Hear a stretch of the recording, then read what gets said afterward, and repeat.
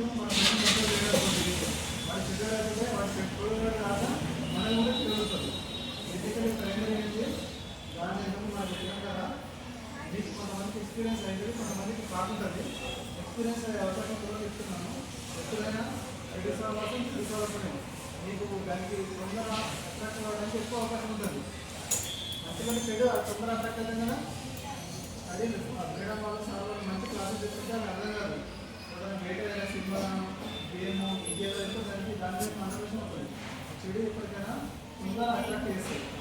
ఒకసారి అట్రాక్ట్ అయినప్పుడు ఇక్కడ మంచి ఉద్యోగం ఉండదు. ఒకసారి గాంజా కానీ ఇంకేదైనా గాడి కానీ అలవాటు స్మోక్ అలవాటు ఉంటుంది. లైఫ్లో దాన్ని మారలేదు. దానికోసం తెలిసి డీఅడిక్షన్ సెంటర్ వాళ్ళు పడేస్తారు.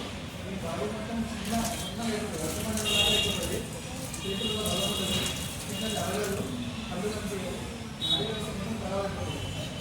కాబట్టి ఎప్పుడైనా సరే మన ఉద్దేశం అంతా ఏముండాలి, మంచిగా ఉండాలి. మంచి అంటే ఏంటి, మీ ఏజ్లో మంచి అంటే ఏంటి, ఇంటి నుంచి ఎక్కడ అనుభవాలు ఇది చేసుకుంటారు, యూనిఫామ్ సార్ చేసుకుంటారు, స్కూల్తో మాట స్కూల్తో మాట గేమ్ కూడా ఉంటుంది, అంతవరకు చేసుకోవాలి. మీకు చదువుకోవడం కావాలని చేసినటువంటి దానికి దానికి అడిక్ట్ అయ్యి అక్కడనే మన లైఫ్ దాంతో ఎండ్ అయిపోతుంది.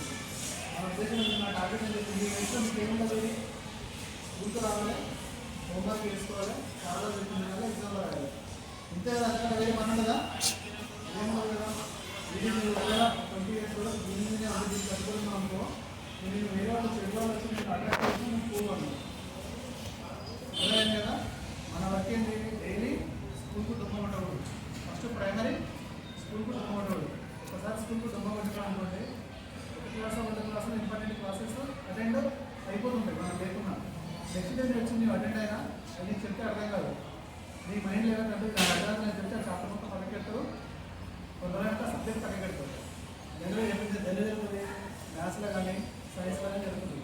చాప్టర్ అర్థం కాలేదనుకోండి, ఆ చాప్టర్ పక్కకెడతావు, సబ్జెక్ట్ పక్కకెడతావు. వల్ల నాకు భూతంగా కనిపిస్తుంది.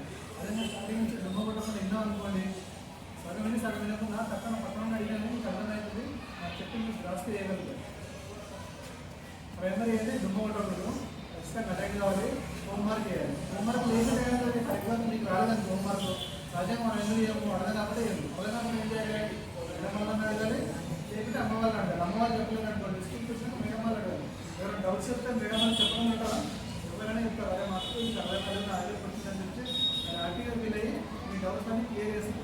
ఒకసారి క్లియర్ అయింది అనుకోండి, మీ మైండ్లో నాటుకోబోతాను అనమాట. ఇది ఇంతే కదా సబ్జెక్టు, ఎగ్జామ్ వచ్చిన 10% రాయాల్సి కానీ మీరు కంటే మీరే పర్ఫెక్ట్గా ఆన్సర్ చేయగలుగుతారు. అర్థమైంది కదా. ఎవరు హోంవర్క్ కొట్టకండి, చెప్పిన హోంవర్క్ చేయాలి. మేడం వాళ్ళు ఏం చెప్తారు, హోంవర్క్ స్టడీ అంటే ఇప్పుడు చదువు అంతకంటే ఏముండదు, వేరే ఏముండదు కదా. 10th class కంటే ఏముండదు కదా, ఉంటుందా, ఏముండదు. ఏం చెప్పినా మేడం వాళ్ళు పేరెంట్స్ ఏం చెప్పినా మన మంచి కోసం చెప్తారు.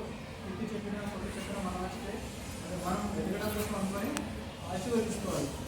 దీని నుంచి ఎవరైనా డబ్బు కొడతారా,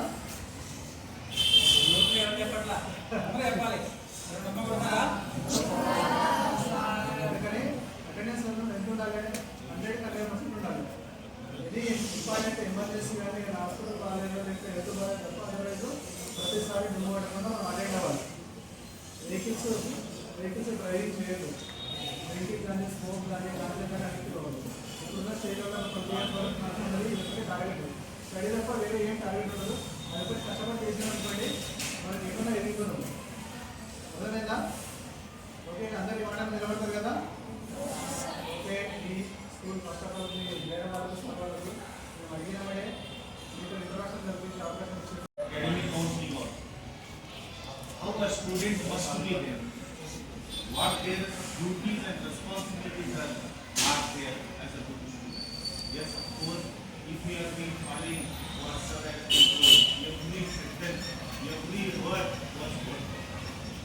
If we are being following, you are going to become a responsible citizen. Whatever sir has been told, you are privileged students who came to the school, you been heard, and it is your responsibility now. Whatever the information you have gathered, the knowledge you have gathered over here, you have to pass to your family member, you have to pass to your neighbor, you have to pass even to your friends. Will you say?